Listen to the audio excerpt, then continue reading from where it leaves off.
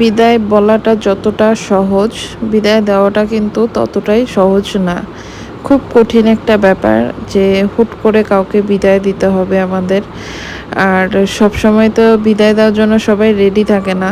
তো যখন শুনলাম যে তাকে বিদায় দিতে হবে, আসলেই তখন খুব আপসেট হয়ে গেছিলাম যে হঠাৎ করে তাকে বিদায় দিতে হবে।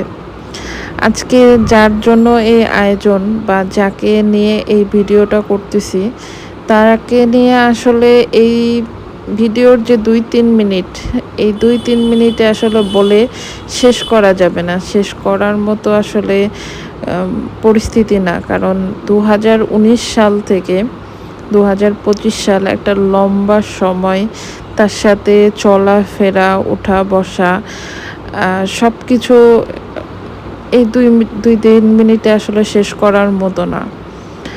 তো সে শুধু জব ছাড়ে না, সে দেশ ছাড়ে যাচ্ছে, এই কারণে আমরা আসলে বেশি আপসেট। আর এই আপসেটের মাঝেও চাচ্ছিলাম যে তাকে একটু সময় দিতে। আর এই সময়ের জন্যই ছোট্ট একটা আয়োজন। তো যাই হোক, ভালো একটা সময় কাটাইলাম। আর মনে মনে ভাবলাম যে আবার কবে দেখা হবে, আবার কবে এক জায়গাতে হব, আবার কবে এইভাবে আড্ডা দিতে পারবো, সেটা শুধু আল্লাহ ছাড়া কেউ বলতে পারবে না।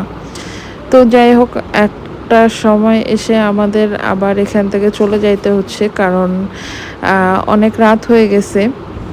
তো এখান থেকে আমরা বিদায় নিচ্ছি। আর তাকেও ভালোভাবে বিদায় দিচ্ছি, সিএনজিতেও উঠানো হলো, উঠায় তাকেও ভালোভাবে আমরা বিদায় দিলাম। এখন ফাইনালি সেই দিন চলে আসলো যে আমরা এয়ারপোর্টে তাকে বিদায় দিতে। তো এয়ারপোর্টে আমি আর আমার সাথে আর একজন কলিগ ছিল যে তাকে বিদায় দেওয়ার জন্য। তো খারাপ লাগতেছে, খারাপ লাগলে তো আসলে কিছু করার নেই। বাস্তবতাটা আসলে অনেক কঠিন। বাস্তব জিনিসটা চিন্তা করতে গেলে আসলে খারাপ লাগাটা তখন ভুলে যাইতে হয়।